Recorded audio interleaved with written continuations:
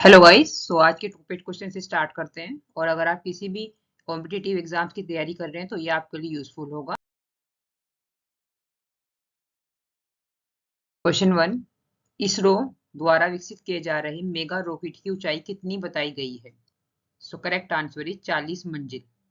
Okay, 40 मंजिल के बराबर ही है इसकी ऊंचाई बताई गई है। इसके बारे में डिटेल में समझते हैं। इस परियोजना से भारत की वैश्विक अंतरिक्ष खोज क्षमता में तीव्र वृद्धि की संभावना है, जिससे बड़े सैटेलाइट्स और स्पेस स्टेशन मॉड्यूल्स को लॉन्च करने की क्षमता मजबूत होगी। ओके, और इसरो ने इस रॉकेट को विकसित करने के साथ साथ नाविक N1 रॉकेट और GSAT-7R जैसे अभियानों की भी प्राथमिकता दी है, जिससे भारत की स्पेस इंफ्रास्ट्रक्चर को और व्यापक बनाया जा सकता है। ओके, अभी समझते हैं कि ये तीनों क्या क्या है। सो नाविक है भारत की स्वदेशी उपग्रह आधारित नेविगेशन प्रणाली। ओके, जिससे हम नेविगेट कर सकते हैं। ठीक है, क्योंकि ये अभी तक हमारे पास नहीं है, स्वदेशी नहीं है, हम यूएस की उपयोग करते हैं। ठीक है, उसके बाद में N1 रॉकेट इसरो द्वारा विकसित नया भारी भरकम प्रक्षेपण यान है।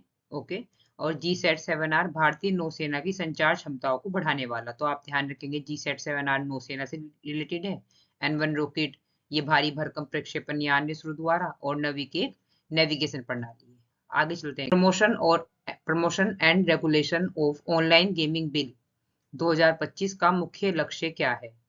सो correct answer is money based games को प्रतिबंधित करना और ई स्पोर्ट्स को बढ़ावा देना। ओके, ई स्पोर्ट्स से प्रॉब्लम नहीं है, लेकिन जिसमें मनी बेस्ड जो गेम्स होते हैं उन्हें प्रतिबंधित करना है। ठीक है,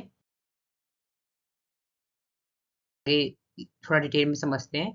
ऑनलाइन गेमिंग बिल 2025 ने भारत में ऑनलाइन मनी गेम्स और जुआ को प्रतिबंधित किया है, और स्पोर्ट्स, शैक्षणिक और सामाजिक गेम्स को बढ़ावा देने का कानूनी ढांचा स्थापित किया है। ओके, इस बिल में कड़े दंड का प्रावधान है। साथ ही नेशनल ऑनलाइन गेमिंग कमीशन द्वारा ये भी इसी ऑनलाइन गेमिंग बिल के तहत बनाया गया है, national online gaming commission. Okay, platforms को लाइसेंसिंग और निगरानी का प्रावधान दिया गया है।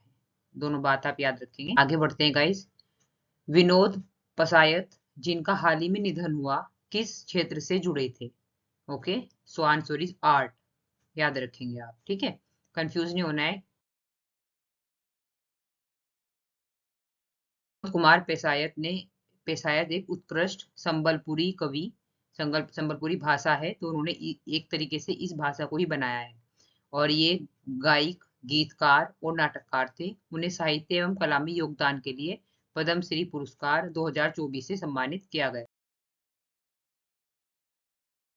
आगे बढ़ते हैं गाइस। किस लैंडमार्क फैसले ने ट्रांसजेंडर लोगों को भारत में थर्ड जेंडर के रूप में मान्यता दी? So correct answer is NALSA judgement. NALSA judgement. Okay, national legal service authority इसकी फुल फॉर्म है, वर्सेस यूनियन ऑफ इंडिया 2014 का ये एक फैसला है। सुप्रीम कोर्ट ने इस ऐतिहासिक निर्णय में ट्रांसजेंडर कम्युनिटी को तीसरे लिंग के रूप में मान्यता दी, क्योंकि अब हम फॉर्म वगैरह में देखते हैं, काफी टाइम से देख रहे हैं एक्चुअली, कि उसमें मेल, फीमेल और थर्ड थर्ड जेंडर आता है, ऐसे है ना, पहले नहीं आता था। सो कोर्ट ने कहा है कि ट्रांसजेंडर लोगों को भी फंडामेंटल राइट्स प्राप्त हैं, जैसे मेल और फीमेल को। ओके, सो ट्रांसजेंडर व्यक्तियों से संबंधित प्रमुख योजनाएं, कुछ और योजनाएं हैं जो ट्रांसजेंडर से रिलेटेड है, सो एक बार उन्हें भी देख लेंगे। सो स्माइल स्कीम है, और support for marginalised individuals for livelihood and enterprise. Okay, so transgender व्यक्तियों और भिक्षावृत्ति करने वाले के पुनर्वास कौशल विकास के लिए। गरिमा गृह, shelter home for transgender person. ठीक है, आवास, स्वास्थ्य, शिक्षा, कौशल प्रशिक्षण। फिर एक PM दक्ष योजना, ट्रांसजेंडर व्यक्तियों सहित वंचित वर्गों के कौशल विकास रोजगार अवसरों के लिए। National portal for transgender persons, लिंग पहचान प्रमाण पत्र और पहचान पत्र के लिए ऑनलाइन आवेदन। Okay, transgender persons protection of right act 2019, शिक्षा, स्वास्थ्य, रोजगार और भेदभाव रहित वातावरण को का कानूनी अधिकार सुनिश्चित करने के लिए। ओके, आगे बढ़ते हैं गाइस। शहरी या जनजाति मुख्यतः किस राज्य में पाई जाती है? सो केवल MP में, राजस्थान में, MP Rajasthan, Chhattisgarh. So correct option is MP और राजस्थान में। सो शहरी जाति MP राजस्थान में पाई जाती है। यह है आदिम जनजाति PVTG, जो पर्टिकुलरली वल्नरेबल ट्राइबल ग्रुप है, उसमें आती है। अभी मैं आगे बताऊंगी ये क्या होता है। इनकी आजीविका खेती और जंगल आधारित उत्पादों पर निर्भर है। ओके, सो ये क्या है, पीवीटीजी। भारत सरकार ने आदिवासी समुदायों में से कुछ को सबसे अधिक पिछड़ा और संवेदनशील मानकर पीवीटीजी की श्रेणी में रखा है, तो जो सबसे अधिक पिछड़े और संवेदनशील है। ओके, और 1973 में पहली बार देबर कमीशन की सिफारिश पर यह वर्गीकरण किया गया था। तो क्वेश्चन आ सकता है कि यह वर्गीकरण किसकी सिफारिश पर किया गया था, तो देबर कमीशन की, और 1973 में, और इसमें कुल 75 पीवीटीजी समुदाय हैं। ओके, आगे बढ़ते हैं गाइस। T20 एशिया कप 2025 में भारत के कप्तान कौन है? So answer is sky Surya Kumar Yadav.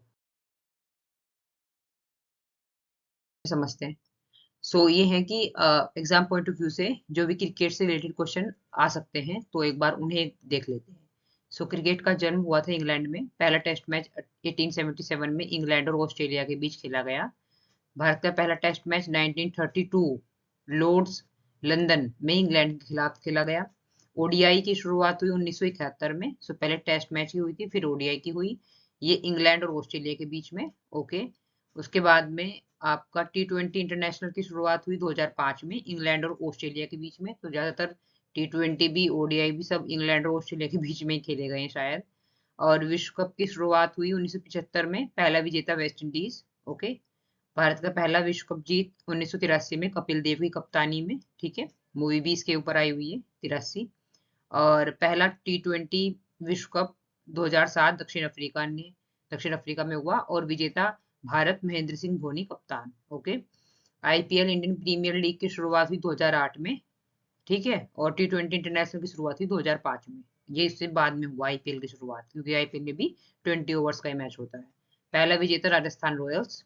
Bharat का पहला day night test match pink ball 2019 में हुआ, और कोलकाता बांग्लादेश के खिलाफ। ठीक है, भारत का पहला day night test match. Okay, महिला क्रिकेट विश्व कप की शुरुआत कब हुई? 1973 में, इंग्लैंड विजेता। भारत ने अब तक कोई खिताब नहीं जीता है। ओके, आगे बढ़ते हैं गाइस। अक्षय ऊर्जा दिवस भारत में किस तारीख को मनाया जाता है? सो करेक्ट ऑप्शन इज 20 अगस्त, याद रखेंगे आप। और इसका उद्देश्य रिन्यूएबल एनर्जी के महत्व को बढ़ाना है, और इसे पहली बार 2004 में मनाया। आगे बढ़ते हैं। संसद की कार्यवाही में हाल ही में कौन सी 3 अतिरिक्त भाषाओं को अनुवाद सेवाओं में शामिल किया गया है? कौन सी 3 अतिरिक्त भाषाओं को इसमें जोड़ा गया है? ओके, सो आंसर इज आपका हुआ कश्मीरी, कोंकणी और संसद कार्यवाही में भाषाएं। भारतीय संविधान की 8वीं अनुसूची में 22 भाषाएं सूचीबद्ध हैं, और संसद कार्यवाही प्रणाली में सिर्फ हिंदी और अंग्रेजी में होती थी। ओके, लेकिन अभी क्या हो गया है कि उसमें 3 और भाषाओं को जोड़ दिया गया है, कश्मीरी, कोंकणी और संथाली। ठीक है, जिससे हिंदी और अंग्रेजी पर निर्भरता कम होगी, ये आप याद रखेंगे। अब संसद कार्यवाही 25 भाषाओं में उपलब्ध कराई जा सकेगी। ठीक है, इसके बाद में 8वीं अनुसूची में कौन सी भाषाएं हैं? असमिया, बंगाली, गुजराती, हिंदी, कन्नड़, कश्मीरी, कोंकणी, मलयालम, मराठी, नेपाली, उड़िया, पंजाबी, संस्कृत, सिंधी, तमिल, तेलुगु, उर्दू, बोडो, संथाली, मैथिली, डोगरी, मणिपुरी। ठीक है, इन्हें भी आप एक बार याद रखेंगे, ये भी एग्जाम में कि 8वीं अनुसूची में कौन सी भाषा नहीं है या कौन सी भाषा है, इस तरह क्वेश्चन पूछ ले जाते हैं एमसीक्यू में। Okay, so thank you so much guys, आज के लिए इतना ही, कल मिलते हैं। और प्लीज अगर आपको मेरा काम अच्छा लग रहा है तो मेरे चैनल को लाइक, सब्सक्राइब और शेयर कीजिएगा। Thank you guys.